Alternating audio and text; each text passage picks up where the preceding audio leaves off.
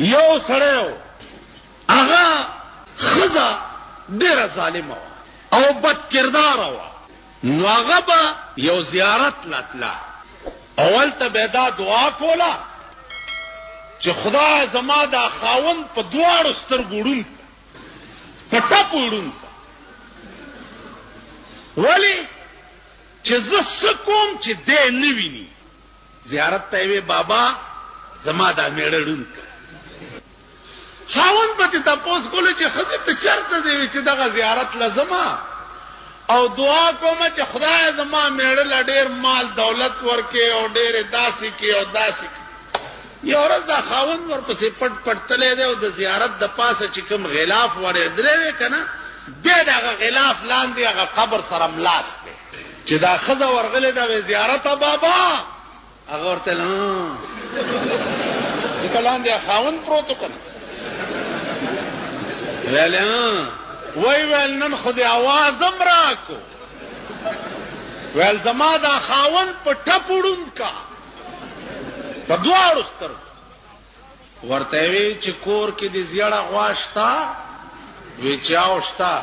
وی هغه حلاله که او 3 ورځې د هغې غوښه په میړه وخوروه نو په دواړو سترګو به ړوند شي. دا واپس کور ته راغلی ده چې 6 ساعت پسې ورپسې خاوند هم راغلی دی. ښځې څنګه چل دی؟ ویل سړیه دا چاړه واله دا غوا زره لاله کړه. ویل ولې؟ وی نن خو هغه زیارت را سره خبرې مو کړې. اوس ښځې ته دا څه پته ده چې زیارت سره هم دی پروت و؟ دا هغې ته څه پته ده؟ زما په خپل خیال چې د خندانه زیات دی خبرې ته سوچ وکړئ، بیا به پې پوهېږئ نه. غوږ کې دی حلاله که غوا حلاله کړه. چې حلاله یې کړه نو یو ړومبۍ ورځ باندې چې په خاوند غوښه وخوړه، وی ښځې زما د سترګو ته خو څه تیاره تیاره کېږي. په 2مه ورځ چې غوښه وخوړه، وی ښځې دا تیاره خو زیاته شوه. وی بس دا خو د غوښې در باندې اثر وکړو، امید دی چې خدای به مونږه ښه کړي. چې په 3مه ورځ یې پې غوښه وخوړه، سړي په سترګو لاس کېښو. وی ښځې هېڅ راته نه ښکاري. وی چې ښه بس ړوند شو. خدای دې دا زیارت وی دا د څه چل کو؟ وی چې بس ړوند شو به د نور کاره خو ووتمه، خو ښځې بس داسې به وکړمه چې د دروازه کې به ناست یم او چرګان مرګان به شړم. په دې کې څوک سړی راغلی دی کور ته، دی ورته ویل چې راځه سړی په ټپ ړوند دی. چې کش کش دې سړي اورېدلی دي، کوتکې ورته را پرېښی دی چې په دا ځای سړی والی دی په ټکي مړ دی. ښځې ورته ویل دا دې څه وکړه بیړه دې غرکشه، دا خو د کولنګي چرګ مړ و. چرګانې ډېرو په کور چې 6 ساعت تېر شوی دی، 2یم سړی راغلی، بیا دې سړي په کوتک والی وی دا دې څه وکړه ظالمه، دا خو د هغه انګرېزی چرګ مړ مړه. ها چې په دې کې 4 برابر چې 4 برابر کړه، خاوند ورته سترګې پرانیستې دي او ښځې ته وایي چې زه خو جګ جوړې ما تا دې دپاره زیارت ته تلې او دواګانې دې کولې چې خدای زما میړه ړوند کړي چې ستا څه خوښه چې هغه کوې. زه اوس د هر څه خاونده ستا سر وخوري، خو دا مړي اوس لرې که چې پې هم نه نیسي څوک. سړی راغوښتی دی په 100 روپۍ چې دا مړی یو څه دا یو او سیند کې وغورځوه.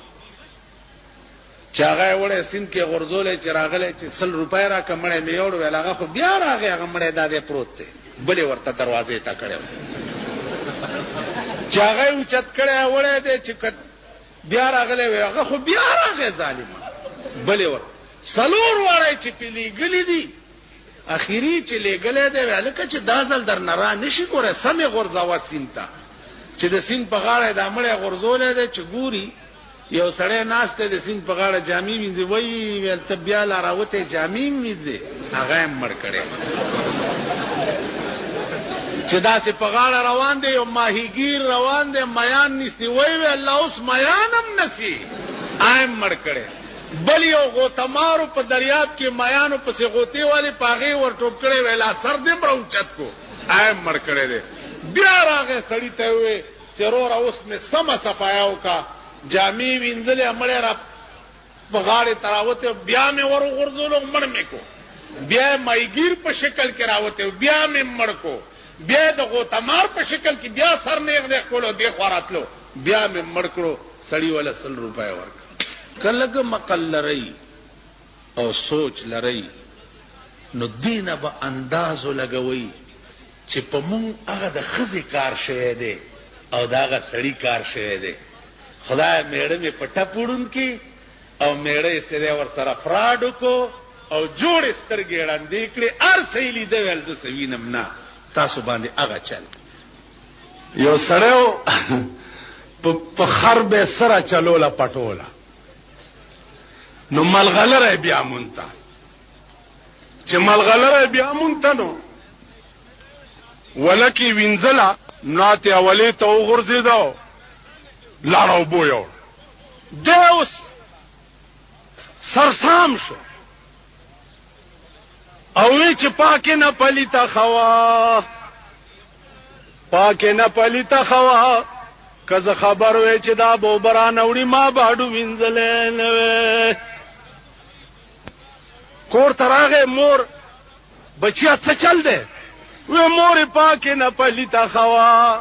مور ولا ډاکټر راوسته چې د هلک باندې څه چل دی.